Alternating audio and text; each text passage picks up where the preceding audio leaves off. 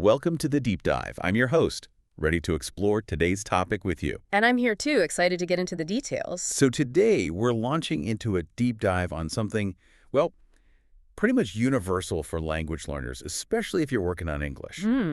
It's this habit, Feels like this invisible wall sometimes, but getting past it.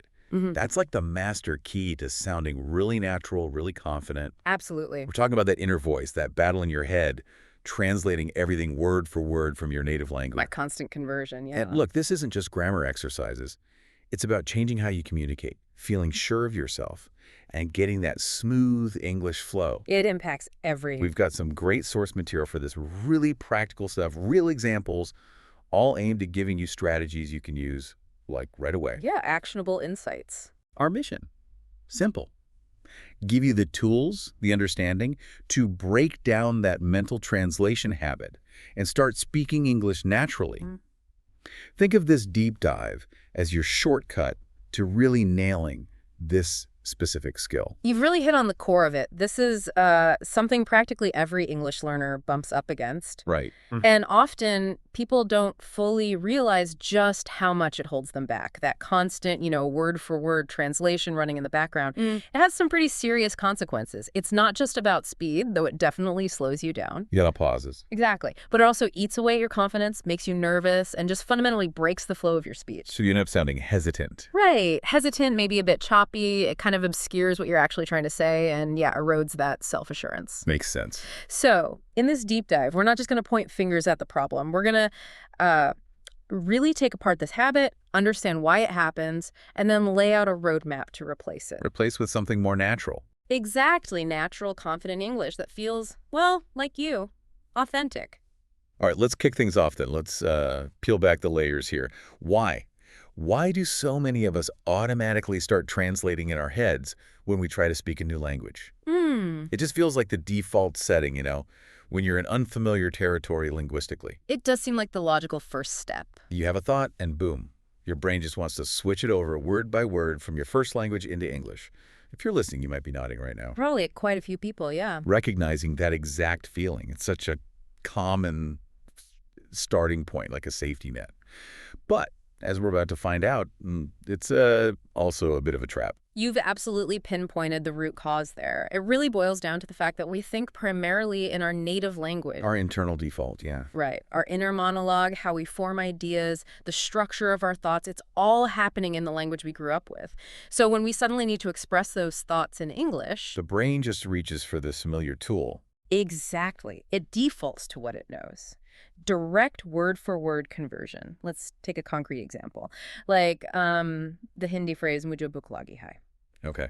Meaning, I'm hungry. Right. Now, if a learner tries a direct literal translation, their thought process might sound like, well, inside their head, it's like, me hungry. You can almost hear the gears grinding. You really can. That hesitation, the uncertainty, that's the brain wrestling with mapping one language onto another. That pause, that slightly broken phrasing, it's not random. Yeah. It's a clear sign that this cumbersome mental translation is happening. It tells you the brain's doing this complex multi-step conversion instead of just speaking. Which is what fluent speakers do. Precisely. Native English speakers, or anyone truly fluent, they just skip that step entirely. When they feel hungry, they don't think, me hunger feeling or anything like that. They just think. They just think, I'm hungry. Yep. Directly. In English. And then they say it. No middleman. No middleman, no detours. The brain forms the concept as an English thought, and out it comes. That direct line concept to English expression, that's the goal.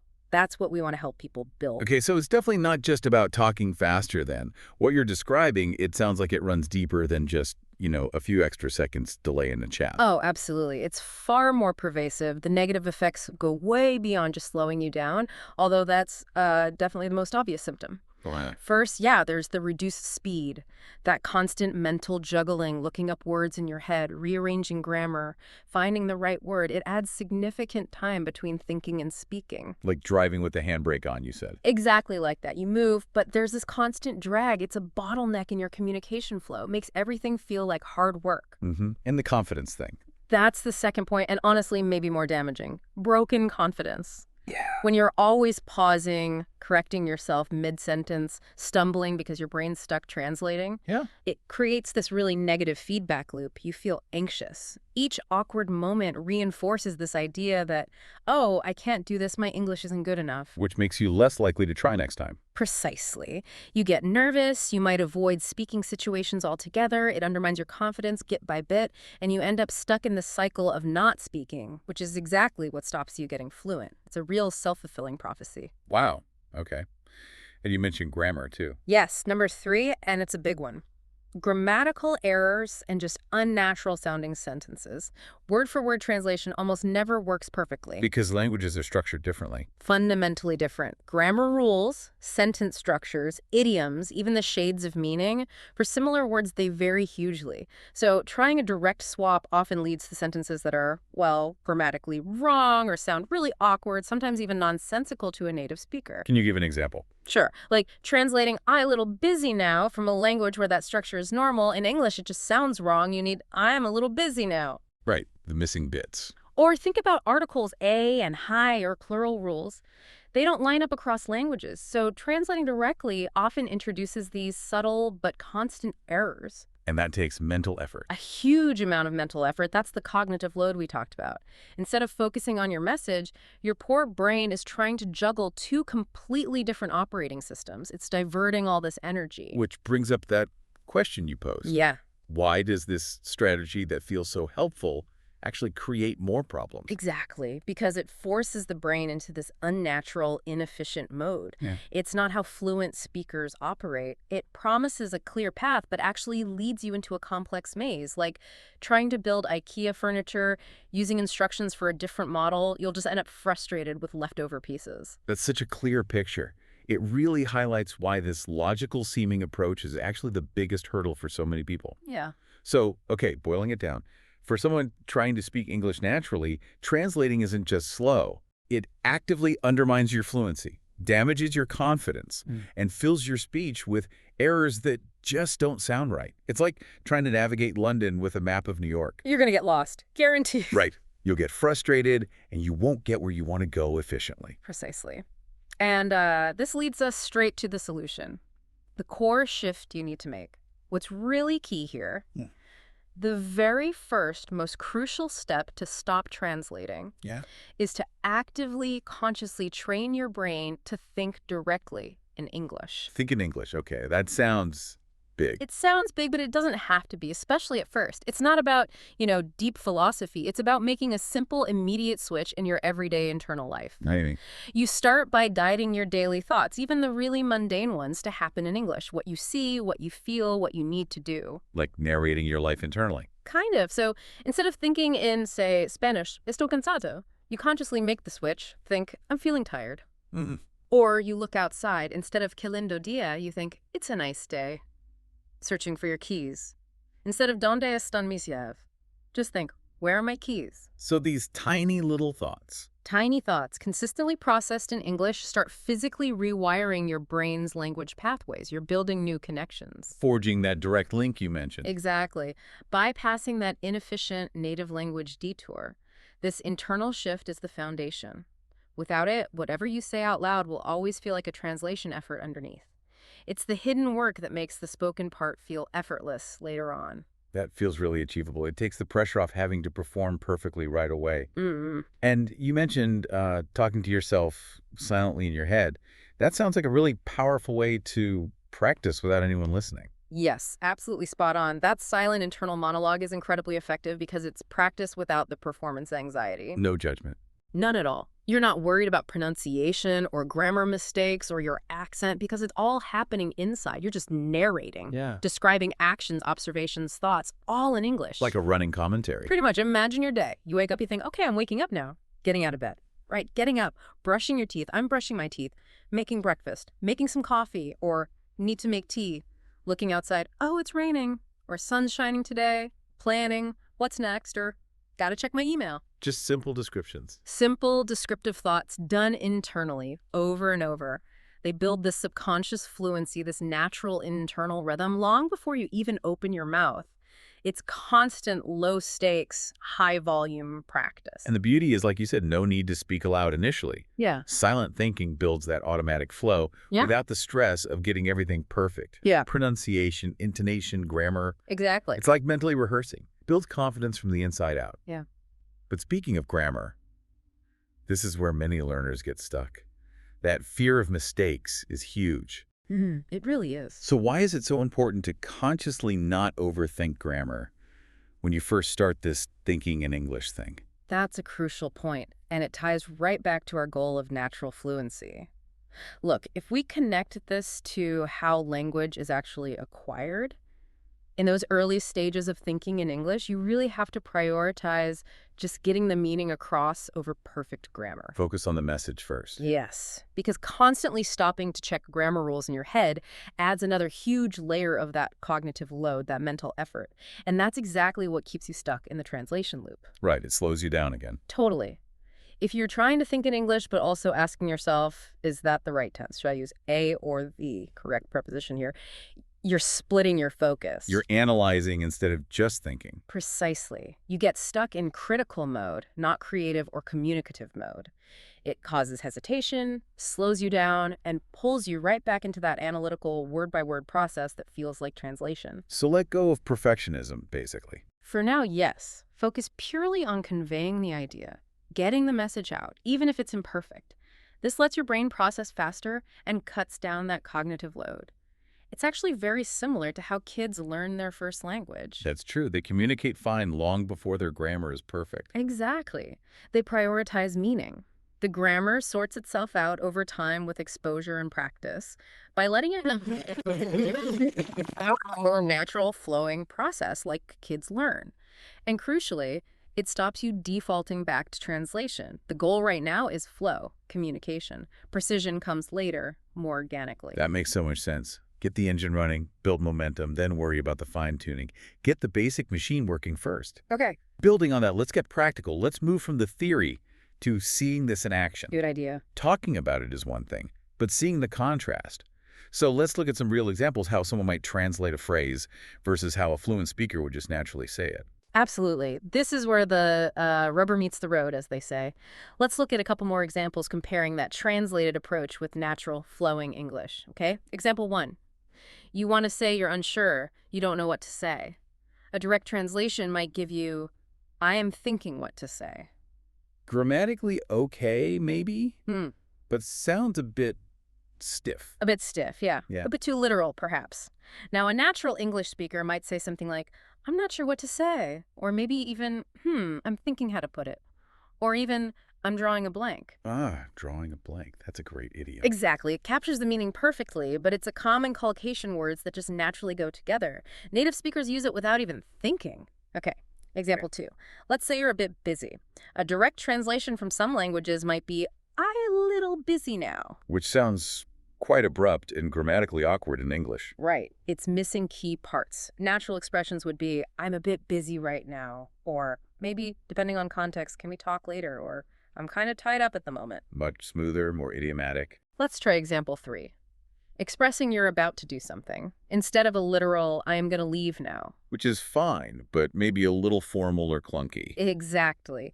A very common natural alternative is, I'm about to leave. That subtle shift makes it sound instantly more native. And one more, example 4. Agreeing with someone, instead of just, yes, I agree with you. Which can sometimes sound a bit blunt or overly formal. It can, yeah. Native speakers use a whole range of phrases depending on the nuance. Sounds good. That makes sense. Exactly. You've got a point there. Right. Totally. So many options, all conveying agreement, but in a more conversational way. You hear the difference, right? It's Yeah. quite significant. The core principle here, the real aha moment for many learners, is you don't need word-by-word translation, just express the meaning, the intent. Capture the essence, the feeling, not just the individual words. Don't force your native grammar onto English. Precisely. And this is where it gets really interesting. Understanding that fluency is about conveying your message smoothly and effectively. It's about communication efficacy, not just linguistic perfection. That's a huge shift in perspective. It really is. And it brings us to a crucial connection, this natural way of expressing yourself. It doesn't mainly come from memorizing grammar rules, though they have their place, of course. So where does it come from? Overwhelmingly, it comes from listening to real, authentic English. It's about immersion, absorption, which sets us up perfectly for the next key strategy. Okay, that makes perfect sense.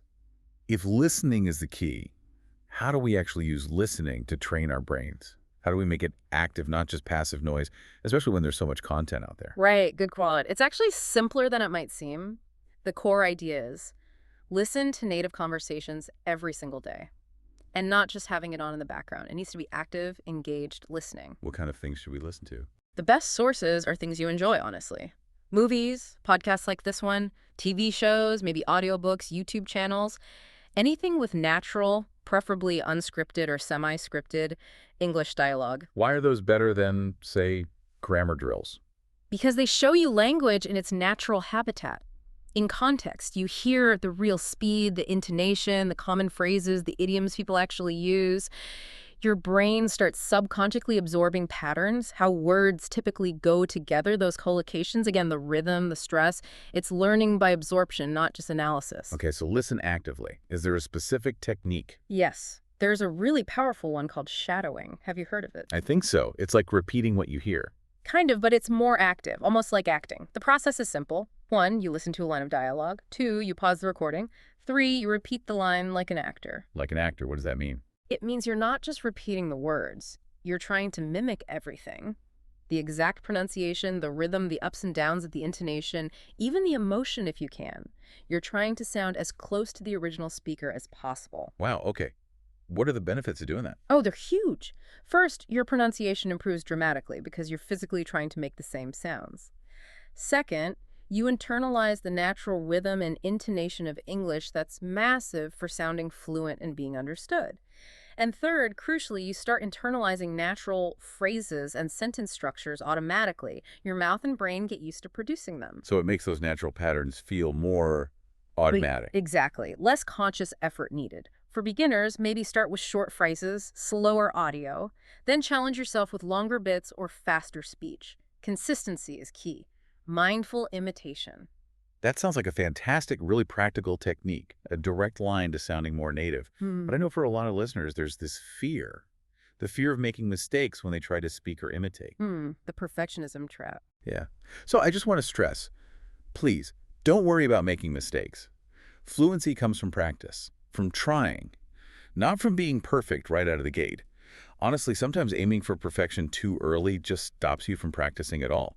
I know when I was learning Spanish, I'd freeze up terrified of getting a gender wrong or messing up a verb. It's paralyzing. Totally. It taught me the biggest barrier often isn't the language, it's our own fear. That is such a vital point. I see it all the time.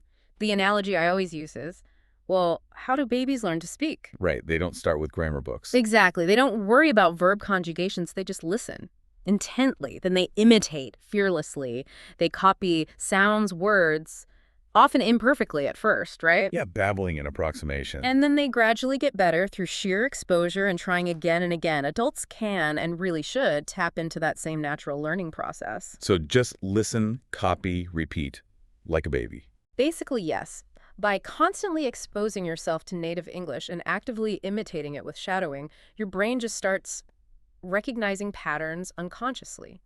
Common collocations like make a decision, not do a decision, idioms, sentence structures. That becomes intuitive. It builds an intuitive feel for the language. It gets stronger with every minute you listen and imitate, and that makes direct translation less and less necessary. It's less about consciously knowing every rule and more about developing a sense of what just sounds right.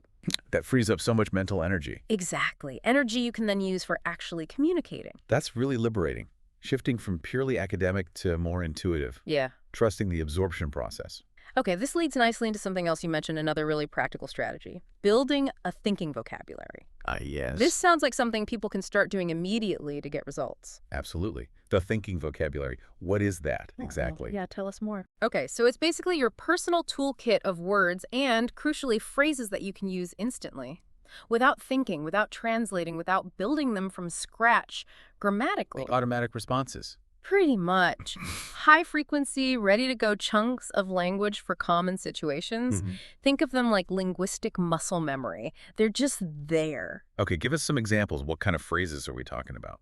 Right. Think about different conversational functions for fillers or transitions. Things like, like used as a filler carefully. Well, actually, anyway. By the way? Okay, the glue of conversation. Exactly. Then for expressing agreement, disagreement, or doubt? I'm not sure.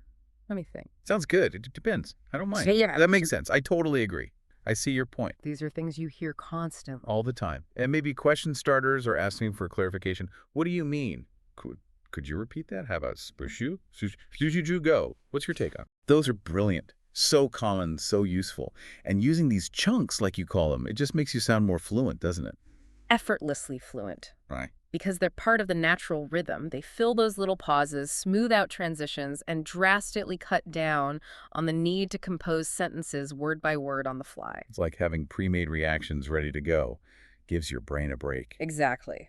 And the key is you have to memorize these as single units. Treat "I'm not sure" as one block, not 3 separate words. Got it. One chunk. One chunk. And then use them often. In your silent thinking, in any speaking practice, active use is what makes them automatic. They need to become second nature. So it's not just knowing them, it's using them until they're reflexive. Precisely. And this leads to slightly broader advice. Always try to learn phrases, not just single words. Learn them in context. Like your example, I'm about to leave. Exactly. Instead of just learning leave and trying to build "I will go," learn the natural phrase "I'm about to leave." It's more common, more idiomatic for that situation.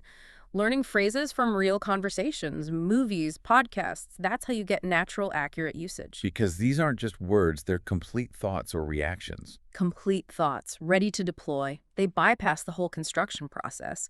Concepts straight to fluent expression. It's like having a Swiss Army knife of conversational tools. That's incredibly powerful. A genuine shortcut to sounding more natural. It's like an actor learning lines. They internalize the flow, the whole phrase, not just words. So building this thinking vocabulary directly tackles the translation habit by giving you ready-made English responses. Frees up your mind. Frees your mind to focus on the actual message, the connection, not just the mechanics. Okay, fantastic. Let's bring this all home now. Let's do a quick recap of the absolute must-know points, the key strategies from this deep dive. Right. We've definitely covered a lot of ground, identified the problem, explored why it happens, and laid out some clear solutions.